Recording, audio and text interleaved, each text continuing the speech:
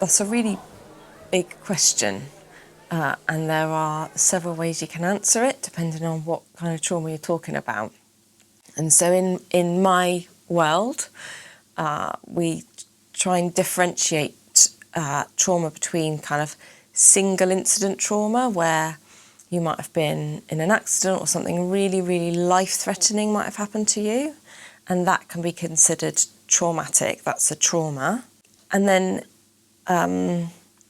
we think about early childhood trauma or developmental trauma, which is the language that I use, because it's trauma that happens in that early developmental period. And when you're talking about that trauma, what you're thinking about is what happened to a child or a baby or a fetus that maybe shouldn't have happened, or was very frightening, life-threatening, dangerous, will have increased their stress levels, their cortisol levels. You're thinking about those things that happened in the first 5 years of life. And you're also thinking about what didn't happen. So what didn't happen for that child that should have happened. So what care didn't they get? What protection didn't they get? What love, nurture, stimulation didn't they get? And those things are also considered traumas. But it's an entirely different type of trauma that most people think of when they think of trauma, which makes it quite hard to sometimes understand that those things are trauma. But that is what we mean when we're talking about developmental trauma, is what happened to you that shouldn't have happened and what didn't happen for you that should have happened. And that's what I understand when I'm thinking about developmental trauma.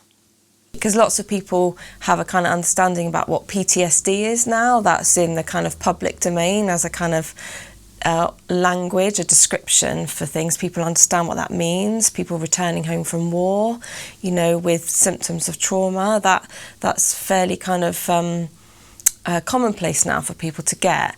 Whereas trauma that happens in the very, very early start of your life is much more complicated, and its impacts are much more far-reaching and lifelong. Lots of people have an idea that if a child is young enough or taken out of a situation of not good enough or adequate enough care or protection from harm, that they're so young that it's not going to impact them. Whereas actually the opposite is true.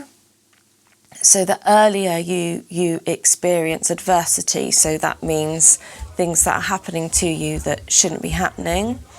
So things like being in a context where there's lots of violence, where there's lots of shouting, where there's unpredictable kind of chaos. If those things are happening to you when you're very tiny, even whilst you're a fetus developing in the womb, and you're exposed to higher levels of stress, it has a profound impact on the way in which your whole brain develops. The earlier the trauma, the more profound the impact. So we have to flip people's understanding. It's not the case that children who are removed from birth are unaffected by trauma. It's just not the case. People think that, but it just isn't. It isn't the case. It isn't true. And that's the message that we like to try and communicate to people, especially, teachers who don't have access to the type of learning and education I've had access to. They've not had, training, time to read, learning with other professionals who might know a little bit about trauma. They don't have the privilege of that understanding. So that's what we want to try and communicate to teachers, is the importance of knowing what happened to this child, when it happened, and what it's likely to have done to their brain.